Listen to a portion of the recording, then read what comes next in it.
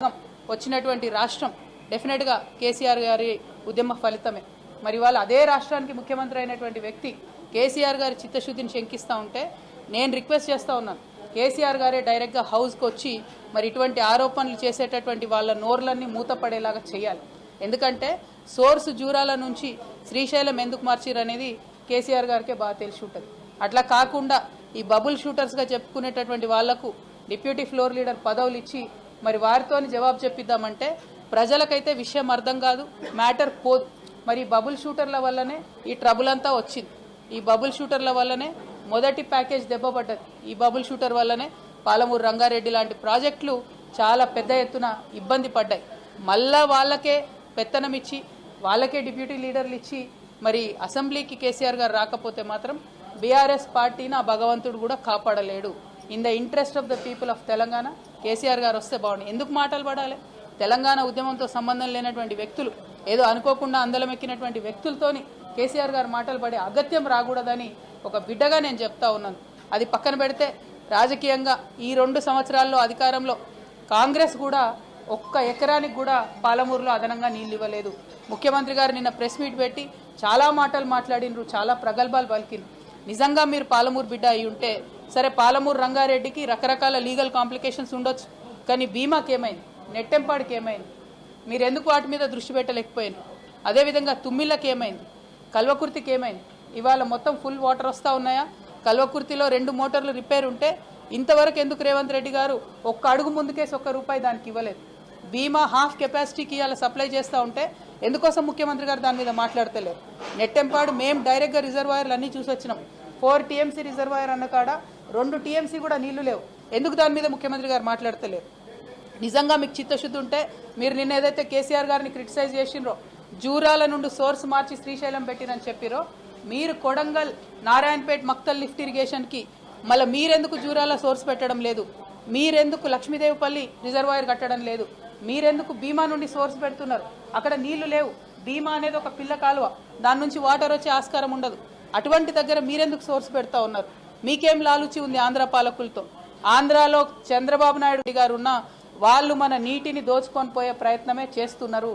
ఆ రాజకీయాన్ని పక్కన పెట్టి ప్రాంత ప్రయోజనాలను ఏవైతే ఆంధ్ర నాయకులు కలిసి కాపాడుకుంటున్నారో మన తెలంగాణలో ఆ చిత్తశుద్ధి లోపించింది. ఇవాళ మేడిగడ్డను 2 ఏళ్ళు ఎండబెట్టిన తర్వాత రేవంత్ రెడ్డి గారికి జ్ఞానోదయమై ఇప్పుడు టెండర్లు పిలిచి ఇప్పుడు బాగు చేస్తున్నారు.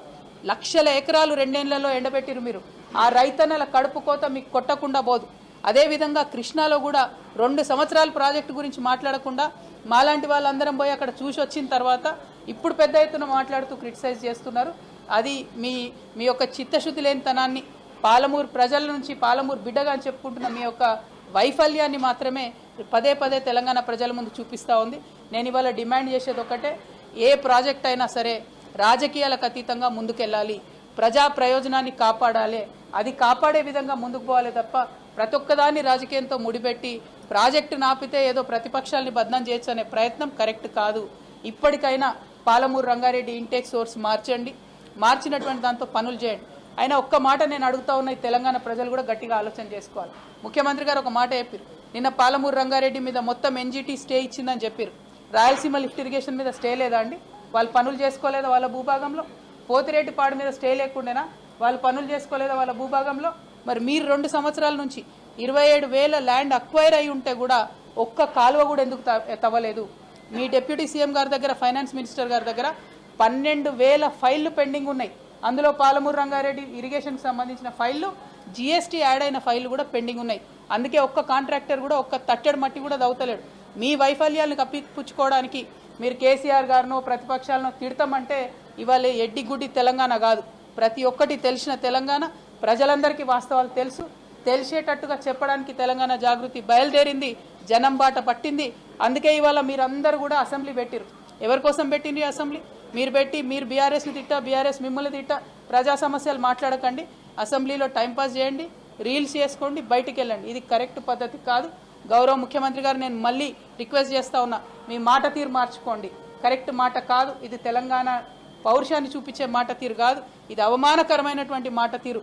దేశంలో ఉన్నటువంటి టెర్రరిస్టులతో మీరు మీ ప్రతిపక్ష నాయకుల్ని పోలుస్తూ ఉన్నారంటే మీరు చేసేది కూడా దేశద్రోహమే అన్న విషయాన్ని నేను ముఖ్యమంత్రి గారికి మరొకసారి తెలియజేస్తూ మరి చైర్మన్ గారు నాకు ఏదైతే అవకాశం ఇస్తున్నారో 5వ తారీఖు నాడు దాన్ని సద్వినియోగం చేసుకొని నేను రాజీనామా చేయడానికి గల కారణాలను తెలంగాణ బిడ్డలందరికీ కూడా ఎక్స్ప్లెయిన్ చేస్తానని చెప్పి తెలియజేస్తూ సెలవు. జై తెలంగాణ.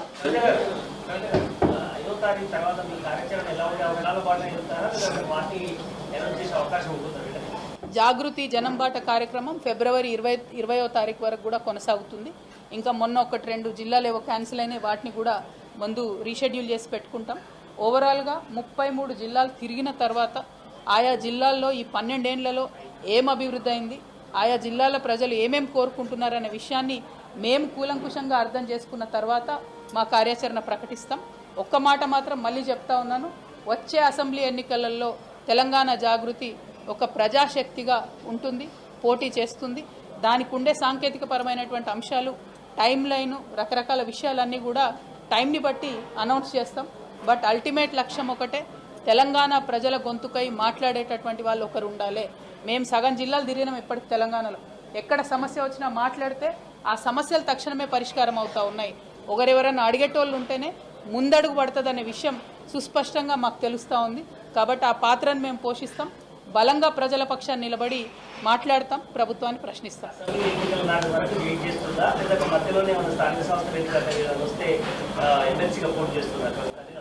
చూద్దాం. Let us see how it goes. Thank you. జై తెలంగాణ.